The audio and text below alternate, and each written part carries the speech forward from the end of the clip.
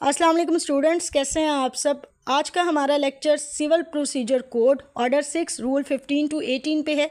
Rule 14 तक हमने देखा था, जिसमें रूल 14 क्या कहता है, वो कहता है कि जो आपकी प्लीडिंग है, अगर आपने दावा दायर करना है या आपने जवाब दावा दायर करना है, उसके ऊपर एक तो पार्टीज़ के सिग्नेचर होंगे, दूसरा अगर उसने कोई वकील इंगेज किया है तो उसके भी सिग्नेचर होंगे। तो रूल 14 कहता है प्लीडिंग टू बी साइन, और जो रूल 15 है वो कहता है वेरिफिकेशन ऑफ प्लीडिंग्स। इससे हमें क्या पता चलता है कि एक तो जो प्लीडिंग है जिसमें दावा भी आ जाता है, जवाब दावा भी आ जाता है, उसको साइन होना चाहिए और दूसरा उस पर तस्दीक भी होनी चाहिए। तो रूल 15 वेरिफिकेशन ऑफ प्लीडिंग्स की बात करता है। ये क्या कहता है? ये कहता है कि जब भी हमने कोई दावा दायर करना है या कोई जवाब दावा दायर करना है तो उसके ऊपर वेरिफिकेशन होनी लाजमी है। और जो वेरिफिकेशन है वो इस तरह से लिखी जाती है कि जब हम कोई प्लीडिंग लिखते हैं तो साइड पे हम एक तस्दीक लिखते हैं। ठीक है, तस्दीक में हम ये लिखते हैं कि जो भी ज़िमनात, जो भी वाक़यात इस प्लीडिंग में बयान किए गए हैं वो मेरे बेहतरीन इल्म व यकीन की रूह से दुरुस्त व सही तस्लीम है। इसके ऊपर वेरिफिकेशन की जाती है पार्टीज़ की जानिब से। या तो पार्टी खुद करेगी या अपनी तरफ से उसने जिसको भी इख्तियार दिया है दावा दायर करने का, वो आके उसको तस्दीक करती है। और जब ये तस्दीक हम लिखते हैं एक साइड पे, तो उसी के साथ हम लिखते हैं बामुकाम। बामुकाम का मतलब ये होता है कि जिस जगह पे और जिस शहर की कोर्ट में हम दावा दायर करने वाले हैं, जवाब दावा दायर करने वाले हैं, हमें पता चल सके कि ये जगह, प्लेस कौन सी है। ठीक है, फॉर एग्ज़ाम्पल अगर हम दावा दायर करने लगे हैं लाहौर में तो हम लिखेंगे बामकाम लाहौर। इसी तरह अगर आप किसी दूसरे शहर में दावा दायर करने लगे हैं तो बामकाम के आगे आप उस शहर का नाम लिखेंगे। और फिर आप लिखते हैं तारीख़।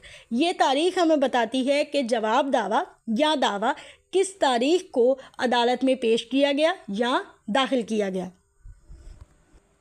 तो इससे आपको ये बात समझ आई कि जब भी आप दावा लिखेंगे तो साथ में तस्दीक भी होगी।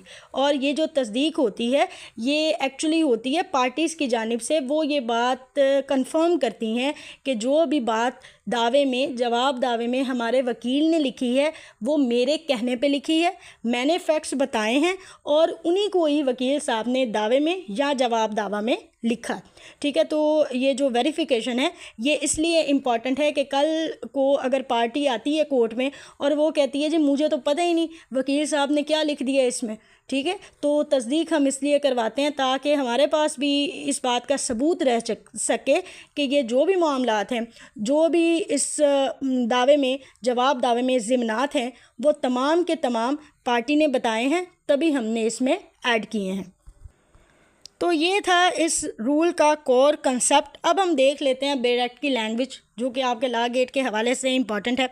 रूल 15 सब रूल 1 कहता है save as otherwise provided by any law for the time being in force, यानी कि अगर किसी दूसरे लॉ में कोई और बात बयान की गई है तो उसके अलावा क्या होगा, every pleading shall be verified on oath or solemn affirmation at the foot by the party or by one of the parties pleading. ठीक है, जो भी आपकी प्लीडिंग है उसको वेरिफिकेशन की ज़रूरत है, वो वेरीफाई की जाएगी, या तो पार्टी खुद करेगी या जो भी शख्सियत पार्टी की तरफ से हमें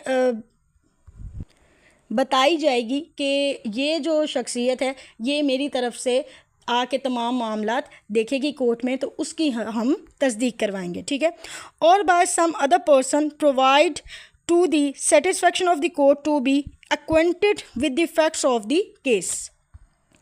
और इसके अलावा वो शख्स जिसको तमाम वाक़यात का इल्म होना ज़रूरी है कोर्ट की तरफ से, तो हम उसकी भी वेरिफिकेशन करवा सकते हैं या करवाएंगे अपनी प्लीडिंग में। ठीक है, तो इससे दो बातें हमें समझ आई कि एक तो प्लीडिंग को वेरीफाई करेगी पार्टी जो जिसकी तरफ से हम दावा दायर करने लगे हैं, जवाब दावा दायर करने लगे हैं। अगर वो नहीं है तो जो भी शख्स उसकी तरफ से पेश होगा वो, या फिर ऐसा शख्स जिसके इल्म में तमाम हालात व वाक़यात होना ज़रूरी हैं और कोर्ट ज़रूरी समझती है कि इसकी वेरिफिकेशन होनी चाहिए। नेक्स्ट है 15(2) The person verifying shall specify by reference to the number paragraphs of the pleadings what he verifies of his own knowledge and what he verifies upon information. ठीक है, तो जो भी बातें, जो भी चीज़ें, जो भी हमने हालात वाक़यात अपनी प्लीडिंग में ऐड किए गए करते हैं या किए गए होते हैं, तो वो जो शख्स है वो उन तमाम बातों को वेरीफाई करेगा। तभी ये जब हम तस्दीक लिखते हैं तो उसमें हम लिखते हैं कि जुमला ज़िमनात व वाक़यात। ठीक है, यानी कि जो भी इस प्लीडिंग में लिख दिया गया है, जो भी बयान कर दिया गया है, वो मेरे इल्म की रूह से दुरुस्त व सही तस्लीम है। तो इसमें तमाम बातें आ जाती हैं। जब हम ये तस्दीक लिख देते हैं अपनी प्लीडिंग में, तो इसका मतलब है कि जो भी बात इवन के एक पॉइंट भी, ठीक है, छोटा सा पॉइंट भी जो इस प्लीडिंग में मौजूद है, वो क्लाइंट की इल्म की रूह से और क्लाइंट की जानिब से दुरुस्त है, सही है। नेक्स्ट है 15(3). ये कहता है the verification shall be signed by the person making it. ठीक है, and shall state the date on which and the place at which it was signed. ठीक हो गया। तो जो वेरिफिकेशन है, एक तो वेरीफाई तस्दीक लिख दी, फिर उसके ऊपर उसके नीचे हमने सिग्नेचर करवाए या थंब इम्प्रेशन लगाया, और उसी के साथ हमने बामुकाम लिखा और साथ में डेट लिखी। ठीक है, तो अगर ये चीज़ें आपकी प्लीडिंग में मौजूद नहीं होंगी तो आपकी प्लीडिंग को मुकम्मल नहीं माना जाएगा। इसलिए हम जब भी दावा या जवाब दावा लिखते हैं तो इस्तदा के साथ ही हम तस्दीक लिखते हैं, उसके साथ हम मकाम लिखते हैं और फिर नीचे तारीख़ डालते हैं, ताकि हर बात क्लियर हो सके और कोई भी बात कोर्ट से मख्फी ना रहे। नेक्स्ट है रूल 16, स्ट्राइकिंग आउट प्लीडिंग्स। ये क्या कहता है? ये कहता है कि अगर आपकी प्लीडिंग में कोर्ट को कोई ऐसी बात मिलती है जो गैर ज़रूरी है या जो प्रोसेस है हमारे केस का उसको डिले कर सकती है, स्कैंडलस है, तो वो उस पॉइंट को निकालने का ऑर्डर कोर्ट दे सकती है किसी भी स्टेज पे। तो इस रूल को देख लेते हैं। ये कहता है द कोर्ट में eight any stage of the proceedings. यहाँ पे एक बात इम्पॉर्टेंट है कि किसी भी स्टेज पे प्रोसीडिंग की, यानी कि आपने दावा दायर कर दिया है, ठीक है, वो आगे बढ़ रहा है, चल रहा है, तो उसके दौरान ही कोर्ट को नज़र आता है कि कोई ऐसा पॉइंट है जिसको अमेंड किया जाना चाहिए, कोई ऐसा पॉइंट है जो गैर ज़रूरी है, इसकी ज़रूरत नहीं है। ठीक है, तो फिर क्या करेगी कोर्ट? उसको निकालने का, उसको अमेंड करने का ऑर्डर दे सकती है। At any stage of the proceedings order to be struck out and amend any matter in any pleading which may be unnecessary or scandalous or which may tend to prejudice, embarrass or delay the fair trial of the suit। तो इससे हमें क्या बात समझ आती है कि अगर आपने दावा या जवाब दावा जमा करवाया, ठीक है, दाखिल करवाया कोर्ट में, कोर्ट उसको देखती है, फिल वक्त उसको नहीं पता चलता कि कोई मामला इस तरह का है जिसको अमेंड किया जाना चाहिए या जिसको निकाला जाना चाहिए। ठीक है, प्रोसीडिंग के दौरान कभी भी उसकी नज़र पड़ती है कि ये जो पॉइंट है ये गैर ज़रूरी है, कोर्ट कहती है कि इस पॉइंट की ज़रूरत ही नहीं है। ठीक है, या कोई ऐसा पॉइंट है जो आपने बाद में रेज़ किया लेकिन वो आपकी प्लीडिंग में मौजूद नहीं है, तो फिर क्या करती है कोर्ट? आपको ऑर्डर करती है, आपको कहती है कि जो आपकी प्लीडिंग है उसको अमेंड करें, उसमें वो जो नई चीज़ है, नई बात है, उसको ऐड करें, या जो अननेसेसरी गैर ज़रूरी चीज़ है उसको बाहर निकाल दें। ठीक है, और ये क्यों करती है? ताकि जो हमारी कार्रवाई है और जो कोर्ट का प्रोसीजर है उसमें देरी ना हो और जो तकाज़ा है इंसाफ का उसमें देरी ना हो। ठीक है, तो इंसाफ के तकाज़ों को पूरा करने के लिए कोर्ट किसी भी स्टेज पे प्रोसीडिंग की कोई भी चीज़ अमेंड करने का कह सकती है या वो चीज़ स्ट्राइक आउट करने का कह सकती है। नेक्स्ट है रूल 17। ये अमेंडमेंट ऑफ प्लीडिंग्स की बात करता है। ये कहता है कि जो कोर्ट है वो पार्टीज़ को अलाउ करती है अगर वो अपनी प्लीडिंग में किसी किस्म की अमेंडमेंट करना चाहें। कभी कभी क्या होता है, जब हम दावा दायर करते हैं तो जो नेसेसरी पार्टीज़ होती हैं उनको हम पार्टी नहीं बनाते। ठीक है, लेकिन दावा तो हम दायर कर देते हैं। फिर हम एक एप्लीकेशन देते हैं जिसकी बुनियाद पे कोर्ट हमें अलाउ करती है कि वो जो नेसेसरी पार्टीज़ हैं उनको अपने इस प्लीडिंग का हिस्सा बनाया जाए। कभी कुछ इस तरह के फैक्ट्स होते हैं जो हमें बाद में पता चलते हैं, प्लीडिंग का हिस्सा नहीं बनते, तो फिर हम रिक्वेस्ट करते हैं, दरख्वास्त करते हैं अदालत से कि वो जो फैक्ट्स हैं हमें हमारी प्लीडिंग में ऐड करने की इजाज़त दी जाए। ठीक है, तो फिर कोर्ट हमें इजाज़त दे देती है, और ये इजाज़त इसलिए दी जाती है ताकि जो असल कंट्रोवर्सी है, असल मामला है, उसकी तह तक पहुंचा जाए और जो इंसाफ है उसके तकाज़े पूरे हो सकें। बाज़ दफ़ा ऐसा हो जाता है कि प्लीडिंग में ज़रूरी बातें लिखना भूल जाते हैं वकील साहब, या पार्टीज़ ही नहीं बताती हैं, या कोई नया पॉइंट ऐसा रेज़ होता है जो प्रोसीडिंग को एक नया मुकाम दे सकता है, हमारे हक़ में अच्छा हो सकता है। तो फिर हम दरख्वास्त देते हैं मुरम्मा अर्ज़ी दावा की, ठीक है, या मुरम्मा जवाब दावा की, कि हमें इजाज़त दी जाए कि वो जो नया फैक्ट है वो हम अपने अर्ज़ी दावा में ऐड कर सकें या हम अपने जवाब दावा में ऐड कर सकें, ताकि जो असल हक़ाइक़ हैं वो कोर्ट के सामने आ सकें। तो ये जो रूल है ये हमें उसी बात के मुतल्लिक बताता है, और हमें ये कहता है कि कोर्ट किसी भी वक्त प्रोसीडिंग की इजाज़त दे सकती है अमेंडमेंट ऑफ प्लीडिंग की। ठीक है, The court may at any stage of the proceedings allow either party to alter or amend his pleadings। ठीक है, इसका मतलब ये है कि सिर्फ प्लेंटिफ को इजाज़त नहीं है कि वो अपना अर्ज़ी दावा उसमें मुरम्मा दे सके, लेकिन जो डिफेंडेंट है उसको भी इजाज़त है कि वो मुरम्मा जवाब दावा दे सके। Such manner on and on such terms as may be just, उन बातों पे, उन टर्म्स पे जो कि इंसाफ के मुताबिक हैं। And all such amendments shall be made as may be necessary for the purpose of determining the real questions in controversy between the parties. तो पहले हिस्से में उसने ये बता दिया कि प्रोसीडिंग की किसी भी स्टेज पे कोर्ट अलाउ कर सकती है अमेंडमेंट, ठीक है, और दूसरे हिस्से में उसने ये बता दिया कि ये जो अमेंडमेंट है ये क्यों अलाउ की जाती है, ताकि पता चल सके कि जो असल मामला है, जो असल कंट्रोवर्सी है पार्टीज़ के दरमियान वो है क्या, ठीक है, और इंसाफ करने में आसानी हो सके। तो ये जो हमारे सिविल दावा जात इतने लंबे चलते हैं उसकी मेन वजह भी यही है।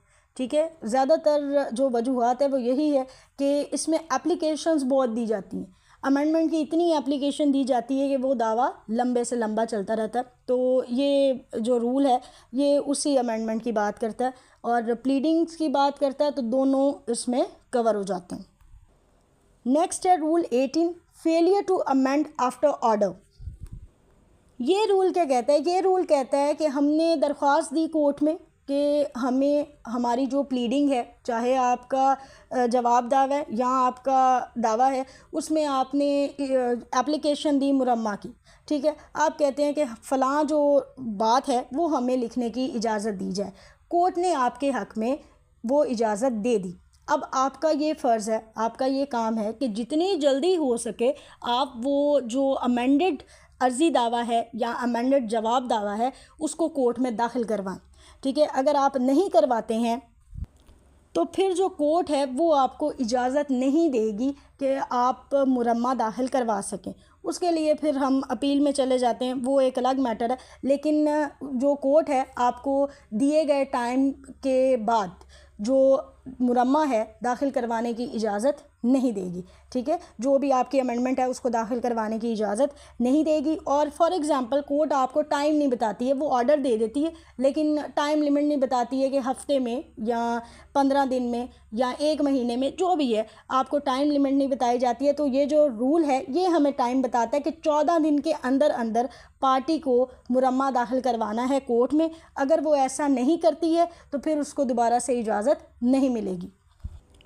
तो हमारा बेरेट क्या कहता है वो देख लेते हैं। If a party who has obtain an order for leave to amend does not amend accordingly within the time limited for that purpose by the order, or if no time is thereby limited, then within 14 days from the date of the order he shall not be permitted to amend after the expiration of such limited time।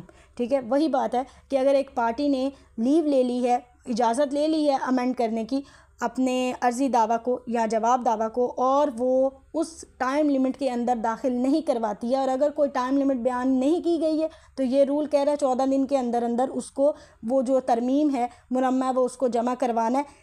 ना करवाएगी तो फिर उसको बाद में इजाज़त नहीं दी जाएगी। He shall not be permitted to amend after the expiration of such limited time as aforesaid, जैसा कि पहले बयान कर दिया गया है, or of such 14 days as the case may be unless the time is extended by the court। यहाँ पे उसने एक्सेप्शन दे दी। पहले वो कहता है कि 14 दिन के अंदर या जो भी टाइम कोर्ट ने दिया उसके अंदर अगर वो तरमीम दाखिल नहीं करवाता तो बाद में उसको इजाज़त नहीं दी जाएगी किसी भी सूरत में। साथ ही वो थोड़ा सी जो है लीनियंसी दिखाते हुए कहता है कि अगर अदालत टाइम एक्सटेंड कर देती है तो फिर क्या है, फिर आप अपनी तरमीम दाखिल करवा सकते हैं, अदरवाइज़ आपको इजाज़त नहीं दी जाएगी 14 दिन के बाद या उस टाइम लिमिट के बाद जो कोर्ट ने आपको बता दिया है, कोर्ट ने आपको बयान कर दिया। ठीक है, तो ये तमाम के तमाम रूल्स हैं जो हमें बताते हैं कि जब भी हमने दावा दायर करना है, जवाब दावा दायर करना है, उसको दायर करते वक्त कौन सी ऐसी बातें हैं, कौन से ऐसे रूल्स हैं जिनको हमने मद्देनज़र रख के अपना प्लीडिंग तैयार करनी है, अपनी प्लीडिंग को कोर्ट में दाखिल करवाना। ठीक है, अगर आप इस ऑर्डर 6 को अच्छे तरीके से पढ़ लेते हैं, अच्छे तरीके से समझ लेते हैं, तो जब आप कोर्ट में जाएंगे तो आपको किसी किस्म की कोई परेशानी का सामना नहीं होगा, क्योंकि जब आप कोर्ट में प्रैक्टिकली जाएंगे तो यही बातें आपको प्रैक्टिकली देखने को मिलती हैं कोर्ट में। ठीक है, सिर्फ थोड़ा सा समझने की बात है, वरना जो भी हमारी प्रैक्टिस है वो बिल्कुल किताबों से दूर नहीं है। ये जो बात करते हैं कि प्रैक्टिस और है और किताबें और है, ये बिल्कुल गलत बात करते हैं। प्रैक्टिस यही है और हमने इन्हीं किताबों से ही सीखी है। ठीक है, तो ये जो रूल है ये आपने हमेशा जब भी आप प्लीडिंग लिखेंगे, प्लीडिंग करेंगे, उनमें आपने याद रखने हैं। तो इसी के साथ ही हमारा ऑर्डर 6 कंप्लीट होता है। बहुत इंपॉर्टेंट ये ऑर्डर है, इसको अच्छे तरीके से कीजिएगा। लॉ गेट के हवाले से भी इम्पॉर्टेंट है, आपकी प्रैक्टिस के हवाले से भी बहुत इंपॉर्टेंट है। मज़ीद किसी भी बात की समझ ना है, किसी पॉइंट की समझ नहीं आती है, कहीं पे कोई कन्फ्यूजन है तो वो आप बिला झिझक मुझसे पूछ सकते हैं। इंशाल्लाह नेक्स्ट लेक्चर में हम अपना नेक्स्ट ऑर्डर स्टार्ट करेंगे, जो हमारा नया ऑर्डर है ऑर्डर 7, वो स्टार्ट करेंगे। तब तक के लिए मुझे इजाज़त दें। अल्लाह हाफ़िज़।